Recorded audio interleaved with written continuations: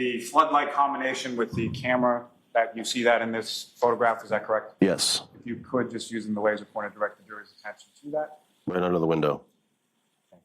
Hi everybody, Lulu Bell here. Thank you so much for taking the time to watch this video, and welcome back to those tuning in again. Thank you so much for subscribing, and thank you so much for the support. We really appreciate it. Today we're gearing up for the next phase of the Karen Read murder trial. We're poised to uncover the gripping testimonies that promise to illuminate the truth. And join us as we navigate through the corridors of justice, shedding light on the perspectives of key witnesses who hold crucial pieces to this intricate puzzle. Let's jump right in. The trial's inaugural day commenced with Adam Laley delivering a compelling opening statement, asserting that Karen Read is unequivocally guilty of second-degree murder. In stark contrast, as you can imagine, David Yannetti, representing Read, launched his opening statement with a bold declaration of her innocence, vehemently denouncing the accusation as a frame-up. Yannetti's narrative pivoted towards critiquing what he labelled as compromised and prejudiced police procedures, both by Canton Police and Massachusetts State Police. This emphasis underscores the defence's strategy to challenge the integrity of the investigation. In a pivotal moment within the Karen Read murder trial, the spotlight turned towards John O'Keefe's closest kin, his brother Paul, who emerged as the very first witness to testify, accompanied later on by his wife Erin. Now, Paul O'Keefe took centre stage, offering his accounts of their bond with John very close, by the sounds of it, and of course his connection to Karen Read and his thoughts on her, his respect for her, and he seemed to hold her in pretty high regard leading up to this incident. Also, of course, he touches on the profound impact of the loss to the family, which seemed like quite a tight, close family, lovely family by the sounds of it. Let's try to keep the empathy and compassion to an all-time high, keeping in mind the impact that this has on the families and those involved. All right, whenever you're ready, Mr. Lally. Thank you. So, Mr. O'Keefe, you testifying before the lunch and recess before, you had indicated that Defendant Ms. Read had gone upstairs for some period of time. Is that correct? Correct. And that's at your brother's house on Meadows Ave? Correct. And who, if anyone, had she gone upstairs with? Her father. About how long were they upstairs for? 10, 15 minutes. And as far as, was there anyone else in the upstairs area of the home with them at the time that they were upstairs? No, not that I'm aware of. Now, as far as Ms. Read was concerned, what, if any, conversation did you have with her while she was at the house for that period of 30 minutes or so? None, really. And as far as any other members of her family, without any reference to what it was, what, if any, sort of substantial conversation, what, if any, conversation did you have with either her father, her brother, or the brother's wife? Again, none, not really. I didn't really have much interaction with any of them while they're at the house. Now, you're obviously familiar with your brother's house on Meadows Ave, is that correct? Yes. And as far as the house itself, what, if any, sort of security did your brother have installed on that house on Meadows Ave? He's got, excuse me, a ring. He had a Ring doorbell, and then a Ring camera floodlight combination above the garage doors overlooking the driveway. And when you say the doorbell, how many sort of points of, how many doors or entrances into the house were there? With cameras, I would say 2. I mean, the driveway and then the main front door of the house. And may I approach the witness? Yes.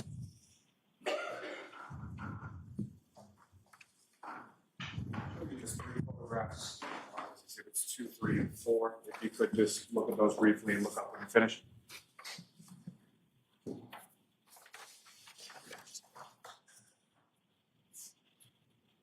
And generally speaking, sir, do you recognize what's depicted in those three photographs? Yes, the first, Before we get to them, just in general, yes. do you recognize those? Okay. And what do you recognize them in general terms? What do you recognize them to be photographs of? that's my brother's house at 1 Meadows Ave in Canton. And Ms. Gilman, if I could have Exhibit 2 up on the screen.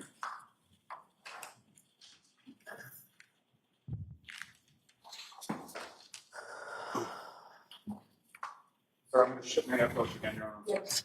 What I'm going to hand you here is the laser pointer. Basically, just click this button here. Okay. And again, sir, what's up on the screen is Exhibit number 2. What are we looking at here? That's my brother's house at 1 Meadows Ave in Canton. And as far as the Ring doorbell camera that you were referring to, is that something that's visible in this photograph? Not in that photograph, no. And so typically when you would come over to your brother's house, what would be sort of the general points or door that you would use to go inside the house? So either the garage door or there's a side door right behind that bush. So behind that bush, is there any sort of like walkway or anything like that over there? Yeah, so there's a walkway that leads up to a couple of steps and then to the entryway. Is that where the Ring doorbell would have been located, labeled as sort of the front door? Yes, And the garage area with the driveway that you were referencing in relation to this photograph, it's not depicted in this photograph, is that fair to say? correct. So which sort of, with relation to this photograph, understanding that it's not depicted in it, where would that be? The driveway would be to the right side of the house as we're viewing it from here. And if I could turn your attention to the next exhibit, number 3, Ms. Gilman, if I could have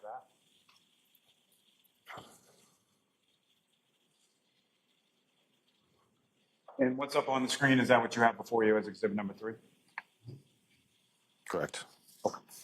And whereabouts in relation to the house, what are we looking at here? So that would be the driveway, right side of the house, 2 garage doors, the upstairs window, and the Ring camera / floodlight combination. Now, with respect to the garage, was there a particular way that your brother would have kept sort of the garage area? Yeah, he had on the left side, he had a 1971 Ford LTD parked over that side. And he would typically park his car on the right side. So the car that you were talking about before, that being the Chevy Traverse, is that correct? Correct. And so the floodlight combination with the camera, that you see that in this photograph, is that correct? Yes, If you could, just using the laser pointer, direct the jury's attention to that. right under the window. And as far as these particular Ring cameras, driveway, garage one, and the front door, the sort of side entryway there, who, if anyone, as far as you knew, had access to those particular cameras? How would they be accessed? Most likely through the Ring app on your cell phone. And I believe the only ones who had access to was my brother and Karen Reed. And as far as your brother, All right, I'll strike that, see if you can lay a foundation. as far as your brother was, what if anything would he do with reference to those Ring cameras and his app on his phone when people would arrive at his house? I mean, a few times he talked to me through the speaker. You know, if I pulled up to the house and he wasn't home, and he would speak to me on it, but I'm not sure if I follow the entire question. No, and that's exactly, so there were points where you would come to the house, correct, and he wasn't there? Yes. And he would sort of talk to you through the Ring application, is that Yeah. fair to say? Yes. Now, as far as Ms. Reed was, when you say you believe she had access to it, what leads you to believe? I believe the kids had mentioned it before. Kaylee and Patrick, mostly Patrick. All right, I'm going to strike that. Now, if I could direct your attention to the next exhibit before your exhibit number 4.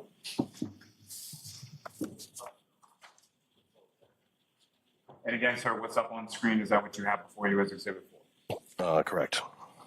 And if you could describe to the jury sort of what part of the house we're looking at here and what, if anything, in relation to the ring that you observed here. That is also the driveway from a different view. Call it the top of the driveway looking down onto the street. Right in this picture here, the ring camera or the floodlight ring is not visible. And the walkway that you were talking about that was behind the bush, do you see that in this photograph? Yes. Okay, if you could direct the jury's attention to where that is. So if you follow that walkway sort of around to the bush, where does that lead you? Right to the like breezeway door. If I may approach this. Yes.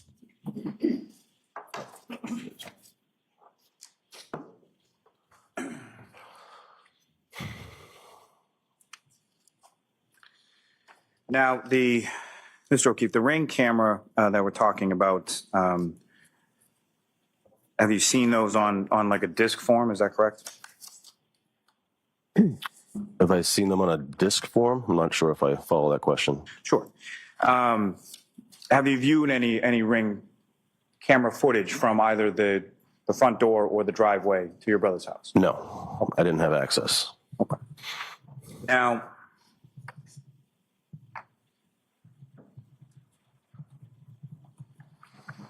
you want to maybe approach? Yes.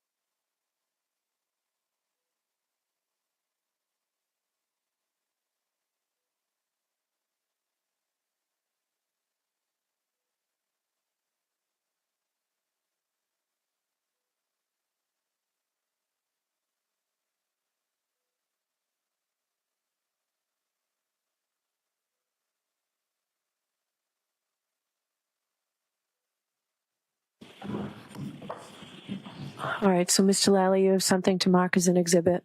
Yes, Your Honor. So there are two discs, one labeled Meadow Ave Ring Videos. Oh, sorry.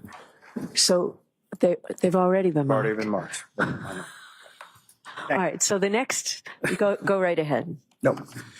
Okay. So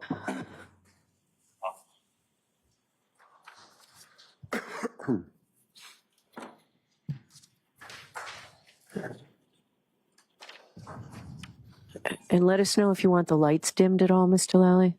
yes, please, Your Honor. Do you want that now? Yes. Would please? Thank you.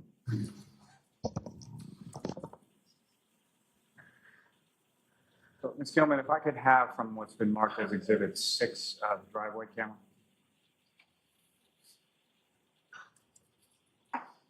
If I could have video number 161. And if you could, just pause that just for a moment.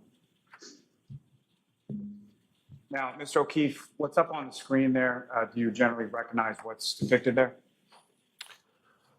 It looks like Karen Reed's vehicle, my brother's vehicle, and it looks like another SUV behind it. I don't know the two people. If you could, just using the laser pointer before, if you could just direct the jury's attention to which vehicle you're talking about when you. So starting with Ms. Reed's vehicle, where is it in this video that you observed? I believe it's that one right there. And your brother's vehicle? Is back there. And the vehicle you're referring to is your vehicle, where is it? And if you know, when about is this video depicting in relation to what you've described as the events of January 29th? I mean, that would be in the morning, coming back from the hospital, mid-morning. And as far as the people within this video, do you recognize any of the people within? That'd be myself. I believe that behind me could be Kerry Roberts, because I believe that's Kerry Roberts' car. She drove my father back from the hospital to One Meadows. And Ms. Gilman, if you could just run the video. Oh, that's my mother.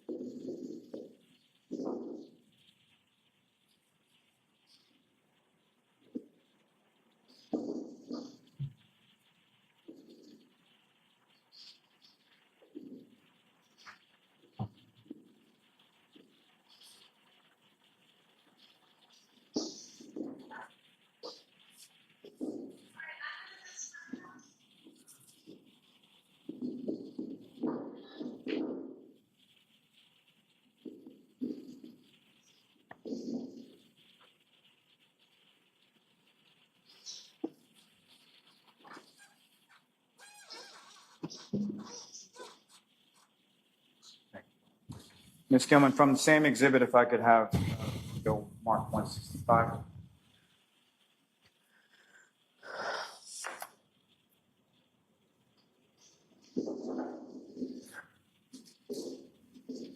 Again, Ms. Gilman, if you could just pause that briefly. Now, with respect to this video, do you recognize the vehicle that just pulled into the driveway?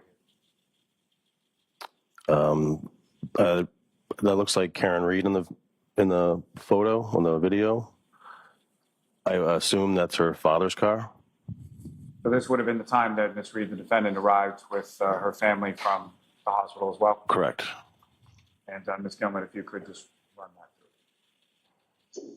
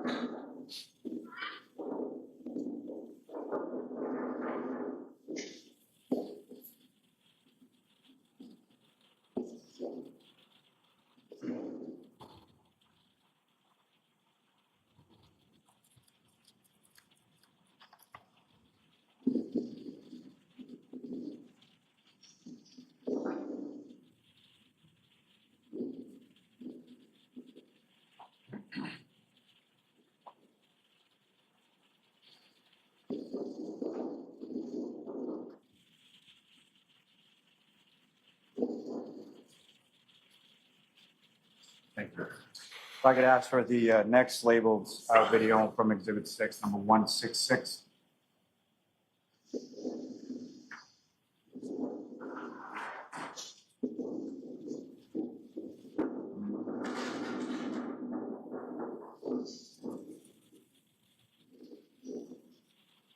Gentlemen, if I could ask you to pause there.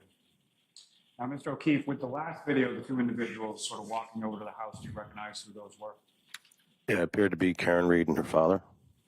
And the individual who just got out of the same vehicle, do you recognize that? That appears to be Karen Reed's brother, Nathan.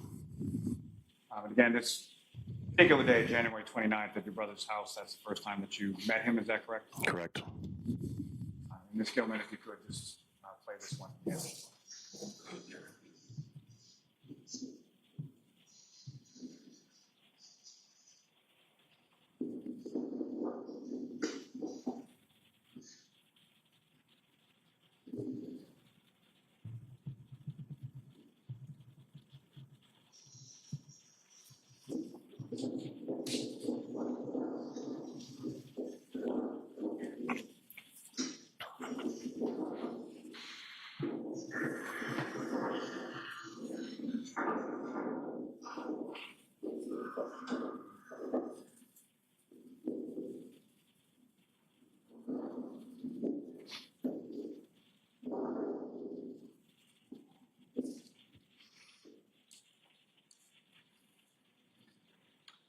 you. Ms. Gilman, from the same exhibit number 6, if I could have video 169.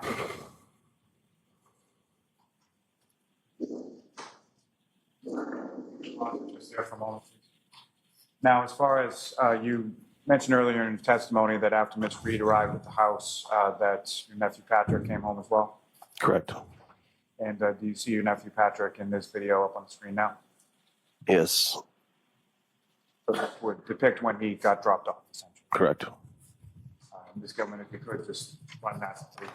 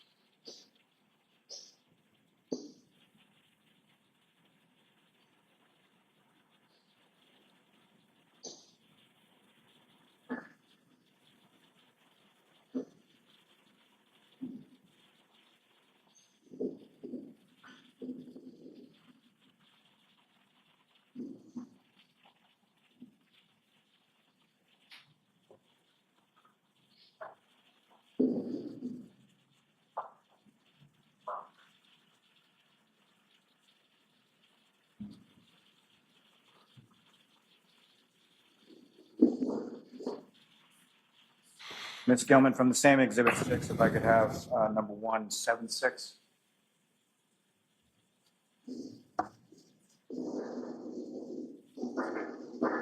Pause that right there. Now, from this video, you referenced early in your testimony, Ms. Reed had gathered some belongings and then had left with all of the vehicles that her family came with, correct? Correct. And do you recognize anyone depicted in this video number 176? That's Karen Reed. And what, if anything, do you observe in this video her to have in her hand at this time? Looks like some type of a bag.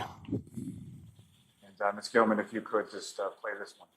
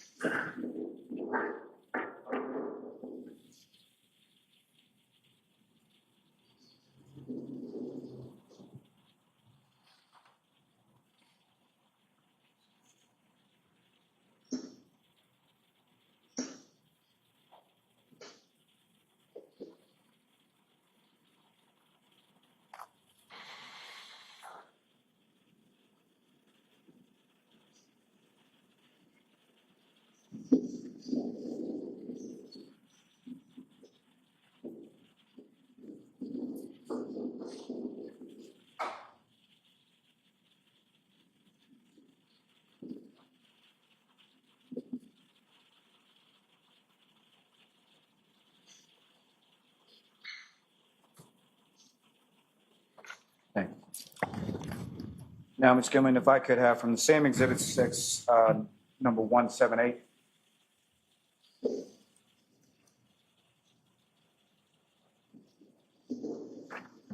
I could ask you to just pause right there. Now, Mr. O'Keefe, you were at your brother's house on Meadows Ave for a majority of that day, correct? Yes. Okay. About how long were you there into the evening? Yes. And at some point were attempts made in and around your brother's house, the driveway, the walkway, things of that nature, as far as snow removal was concerned?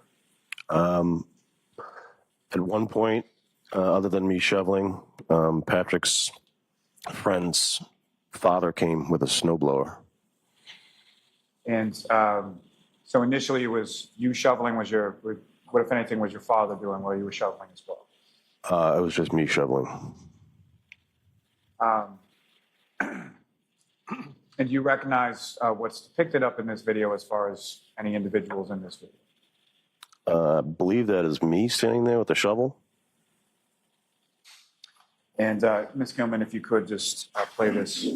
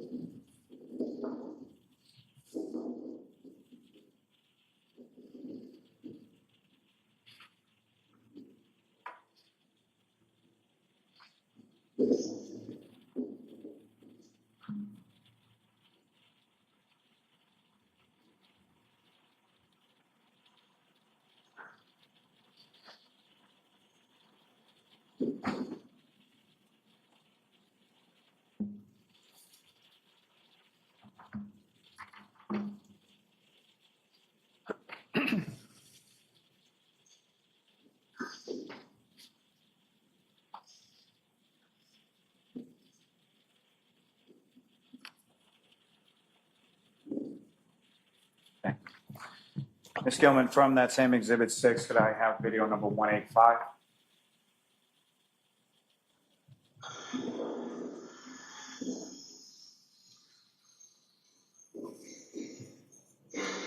Ms. Gilman, if you could just pause it right there.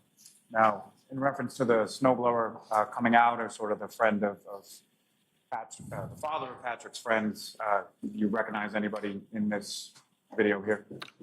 I'm assuming that's the father of Patrick's friend, but I'm not sure.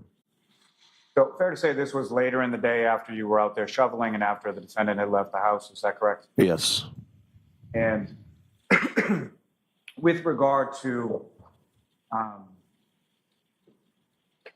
that particular day of January 29th, do you recall any law enforcement, whether they be PD or state police, coming to the house while you were there that day? Not on the 29th, no. During the course of clearing the driveway out as far as snow or ice, what, if anything, did you observe as far as beyond just sort of snow and ice? Were there any sort of other items within the driveway that you recall seeing, or? Not that I'm aware of, no. And Ms. Gilman, if you could just play this video.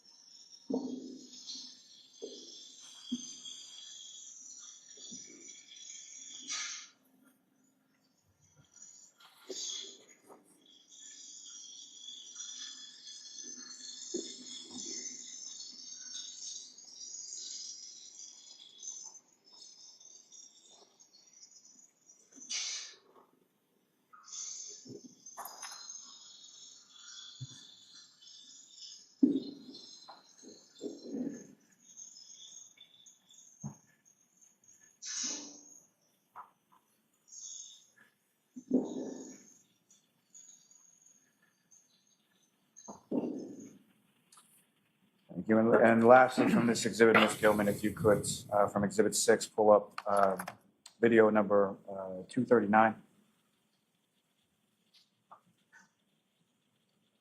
Mr. O'Keefe, what's up on the screen right now is that essentially what the driveway looked like at the end of sort of the snow blowing and the shoveling and snow removal that day? Yes.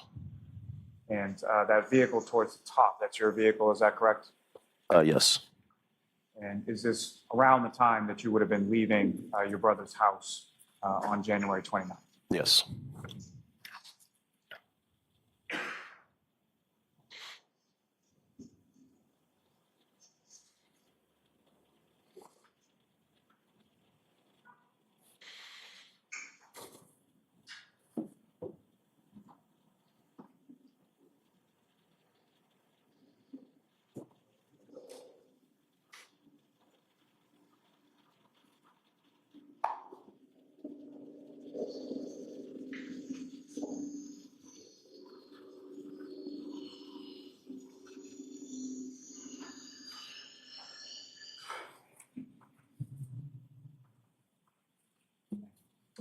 Ms. Koros, we can have the lights back up. Thank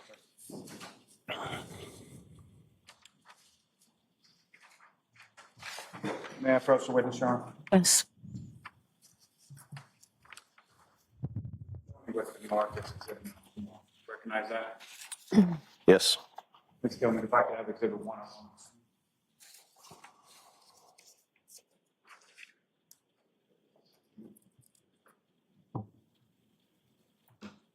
And Ms. Gilman, if you could just enlarge that a little.